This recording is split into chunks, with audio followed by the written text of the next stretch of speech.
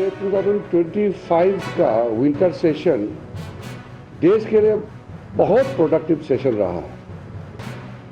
नरेंद्र मोदी जी का reforms express बहुत तेजी से आगे बढ़ा है और उसको आगे ले जाने में ये शीतकालीन सत्र बहुत बड़ा काम किया है। कोई लोग शायद अंदाजा नहीं होगा, जो बिल्स पास किए गए हैं इस सत्र में, ये करोड़ों लोगों का जिंदगी सुधारने के लिए और भारत को विकसित राष्ट्र बनाने के लिए बहुत बड़ा काम आने वाला है।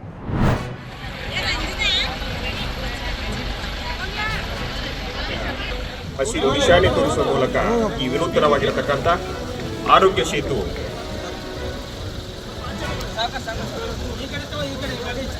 ಕಲ್ಪನೆಯಡಿಯಲ್ಲಿ ನಿಮ್ಮ ಆರೋಗ್ಯ ನಮ್ಮ ಸರ್ಕಾರದ ಪ್ರಥಮ ಆದ್ಯತೆ ಅನ್ನುವಂಥ ಆಶಯದಡಿಯಲ್ಲಿ ಸನ್ಮಾನ್ಯ ಮುಖ್ಯಮಂತ್ರಿಗಳು ಇದೀಗ ಹಸಿರು ನಿಶಾನೆ ತೋರಿಸುವ ಮೂಲಕ ಈ ವಿನೂತನವಾಗಿರತಕ್ಕಂಥ ಆರೋಗ್ಯ ಸೇತು ದೂರದ ಹಳ್ಳಿಗೂ ಹತ್ತಿರದ ಆರೈಕೆ ಅನ್ನುವಂಥ ಪರಿಕಲ್ಪನೆಯಲ್ಲಿ ಉದ್ಘಾಟನೆ ಗೈದಿದ್ದಾರೆ.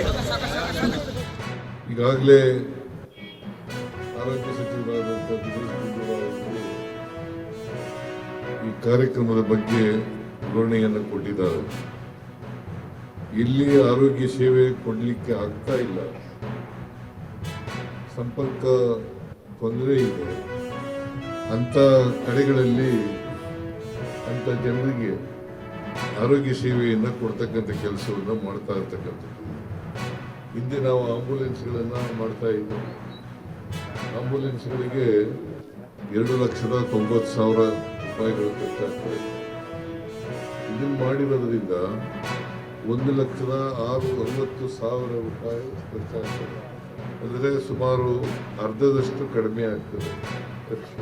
ಜೊತೆಗೆ ಸೇವೆ ಜಾಸ್ತಿ ಆಗ್ತದೆ. ಒಬ್ಬ ಡಾಕ್ಟರ್ ಇರ್ತಾರೆ, ಒಬ್ಬರು ಟೆಕ್ನಿಷಿಯನ್ ಇರ್ತಾರೆ, ಒಬ್ಬರು ನರ್ಸ್ ಇರ್ತಾರೆ, ಮತ್ತು ತಪಾಸಣೆ ಮಾಡ್ತಕ್ಕಂಥದ್ದು ಕೂಡ ನಡೀತದೆ.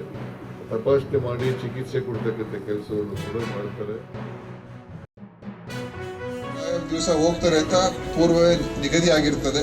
ಅಂಥ ದಿವಸಕ್ಕೆ ಇಂಥ ದಿವಸಕ್ಕೆ ಇಂಥ ಗ್ರಾಮಕ್ಕೆ ಬರ್ತಾ ಇದ್ದಾರೆ ಅಂತ ಅದು ನಾವು ತೀರ್ಮಾನ ಮಾಡಿರ್ತೇವೆ.